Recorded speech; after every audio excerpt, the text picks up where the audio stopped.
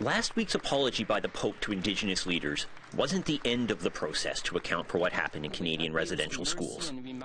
It wasn't the beginning either. Jack Anawak, former Nunavut MP and MLA, spent 4 years in residential school in Chesterfield Inlet and 2 more in Churchill. He started lobbying in 1990 with 2 former classmates. By writing a letter to the Bishop of the Hudson Bay, Catholic Bishop, because there had been an apology to the First Nations at Lac St. Anne, and we knew, me and Peter and Marius knew that there had been abuses, as well as having been abused ourselves.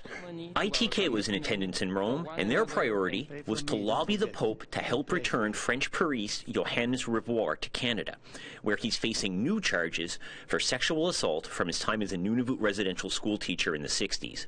Anawak wants Rivoire to face justice too.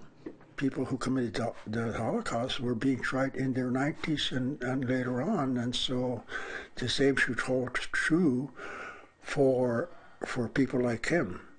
And because his victims are still suffering from that trauma. As for the apology from the Pope, when the Pontiff arrives to Canada later this year, Anawak says he better be bringing more than words.